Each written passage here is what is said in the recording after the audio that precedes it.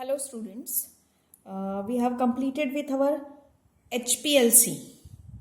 So in methods of separation, today we are going to start with the high performance thin layer chromatography, that is HPTLC, high performance thin layer chromatography.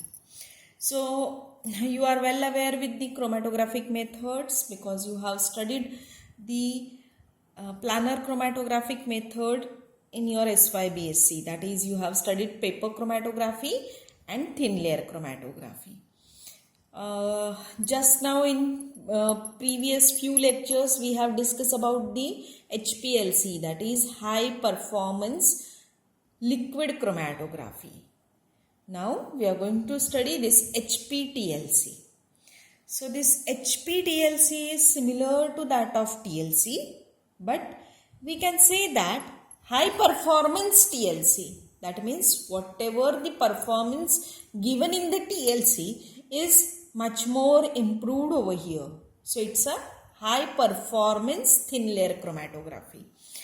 Now, before directly going on the thin layer HPTLC, very first we'll discuss little about the TLC, that is your thin layer chromatography. So, TLC is nothing but the separation technique which is used for identification and characterization of the component of the sample.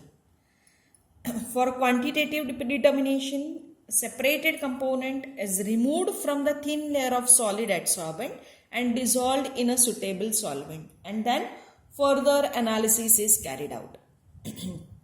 So already you have studied thin layer chromatography. Thin layer chromatography is similar to that of paper chromatography, but in case of TLC, instead of paper, thin layer of solid adsorbent is used. So sample is applied on that thin layer of solid adsorbent, then the solvent is allowed to run through it, and then finally you will get the separated components which are analyzed. So all that technique, principle, everything we have studied. So just once go through that. For the HPTLC, the quantitative determination becomes more easy. This method provides separation, identification and characterization and estimation of the components present in the sample. So it is, as I have told you, it is similar to that of thin layer chromatography, but its performance is improved. So principal part of this HPTLC is same as that of TLC, so I am not going to repeat it. So refer your SYBSc book and just go through that. You will come to know about the principle of TLC.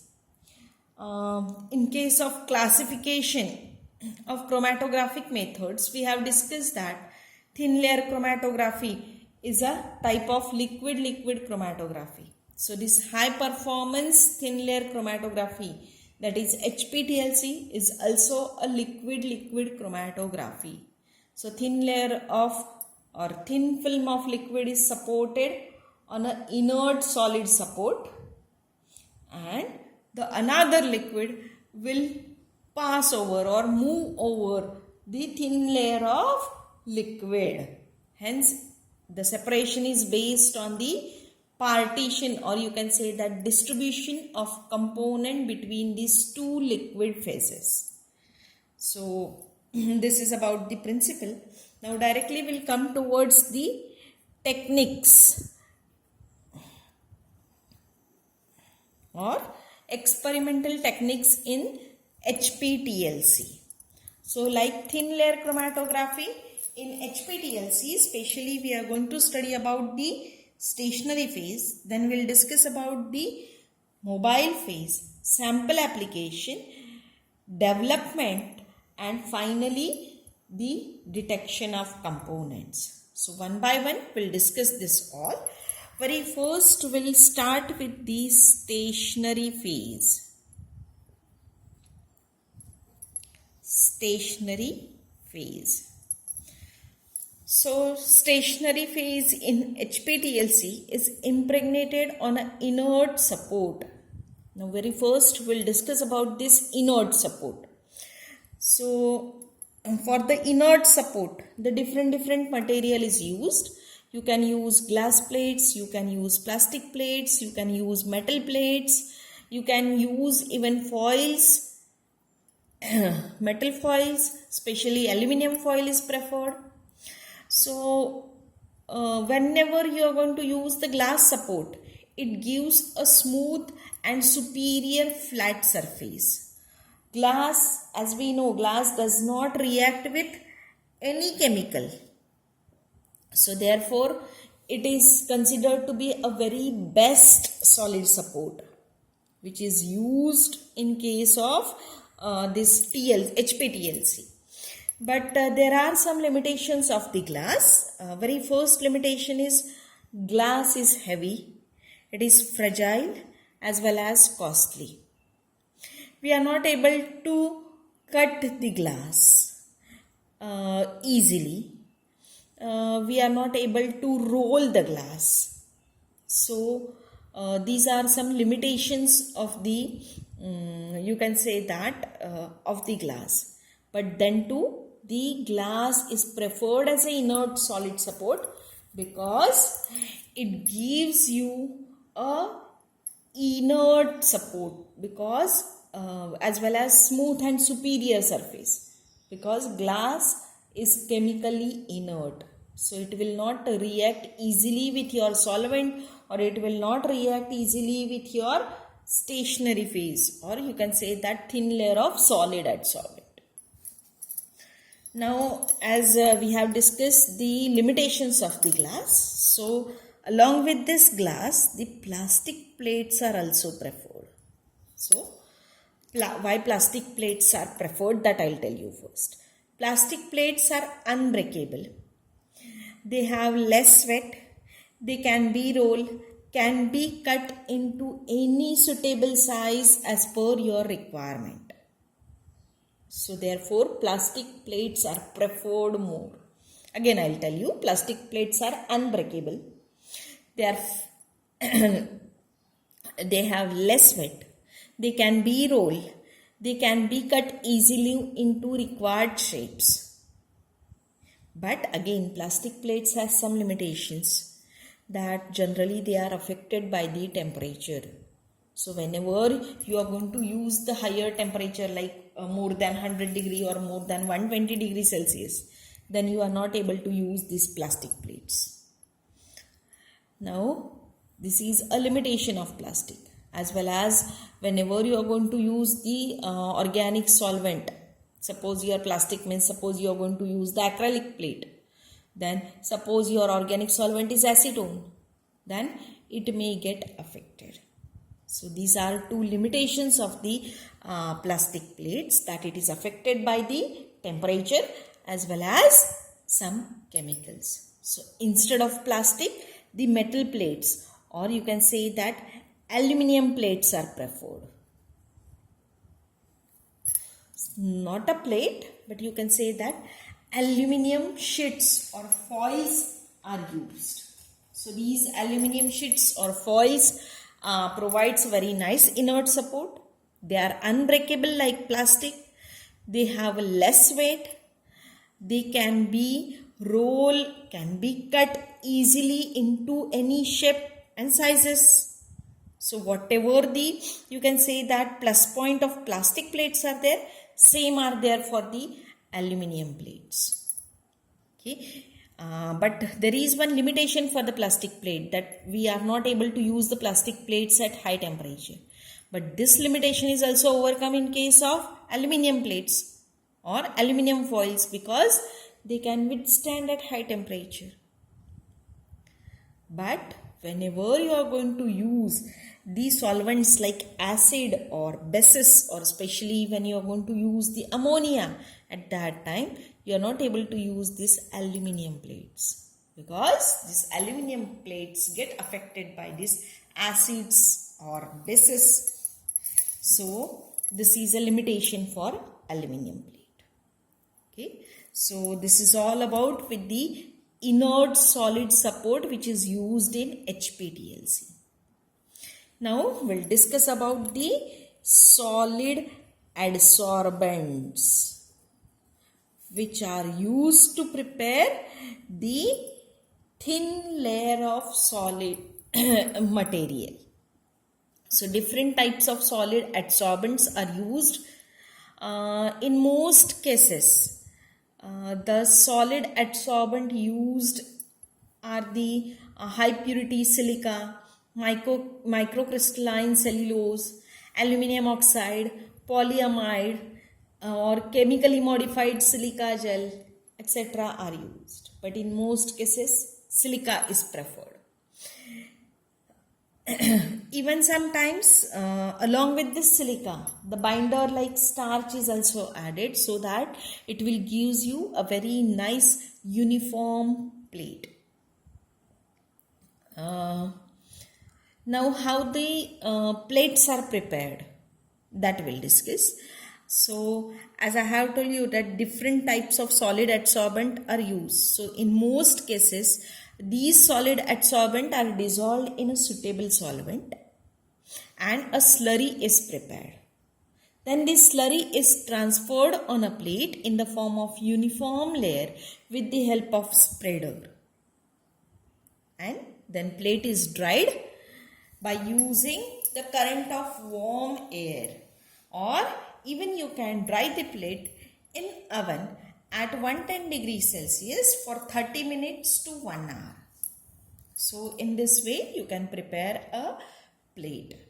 But one more thing I would like to share, that nowadays pre-coated plates are commercially available. So these are available, these pre-coated plates are available with the different adsorbent layers in different format with different thickness. So plates with generally 100 to 250 micrometer thickness are normally preferred and they are available. So I'll show you the pre-coated plate. So this is a pre-coated plate. Just I have brought a very small piece. You can see that, and this is the back side, which is a aluminium plate on which there is a coating of silica gel, and you can see it's a very nicely you can say that uniformly spreaded silica gel coating is there.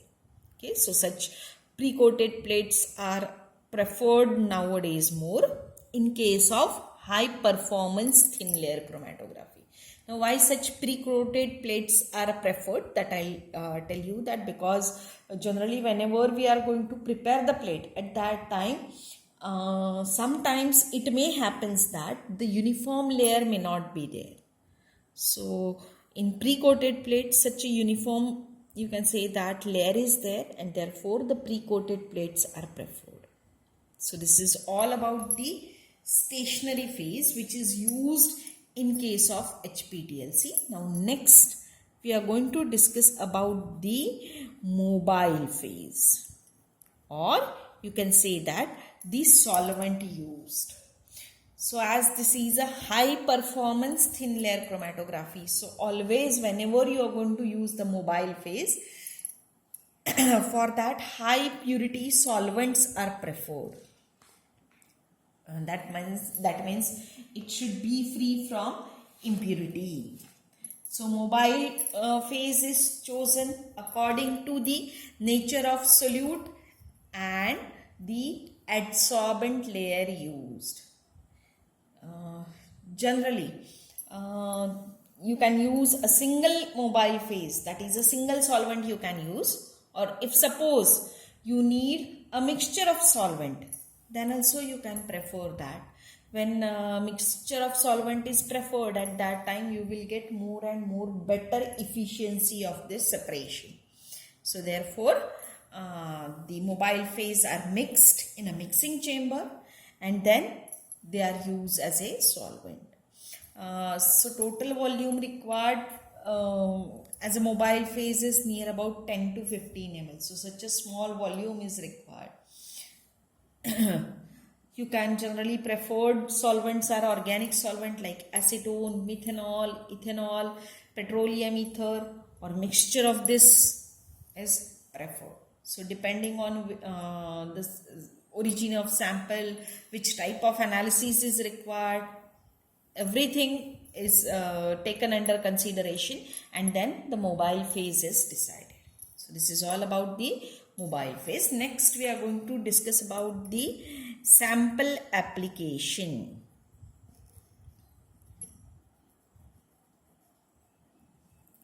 Sample application. So sample preparation is also included in this application. So sample preparation is similar to that of other chromatographic technique, that means which we have discussed specially in case of paper chromatography or in case of thin layer chromatography. So generally the 1% sample is prepared, sample solution is prepared.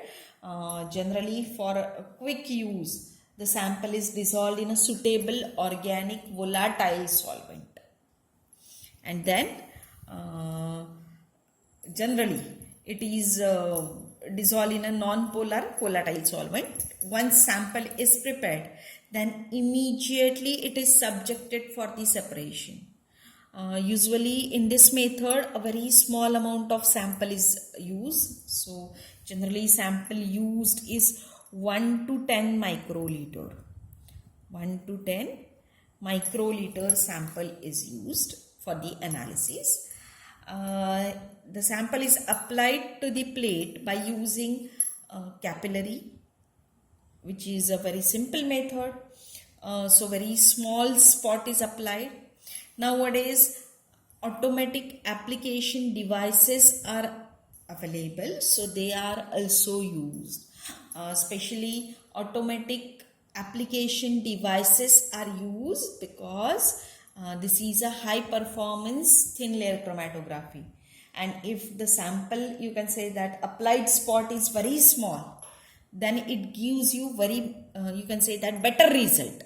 So to get the better result, generally the automated sampling devices are preferred, and generally in this HPTLC the sample is applied in the form of streak or in the form of band. It is considered as a more advantageous as compared to the application of spot. Okay. And this sample application, once sample is applied, then it is completely dried. Then again on the same position, second spot, or you can say that second time it is applied, again it is dried. The process is repeated at least for 2 to 3 times. So this sample application step is considered to be most critical step in this HPTLC. So this is up to the sample application. The remaining techniques that we'll discuss in the next lecture. Thank you.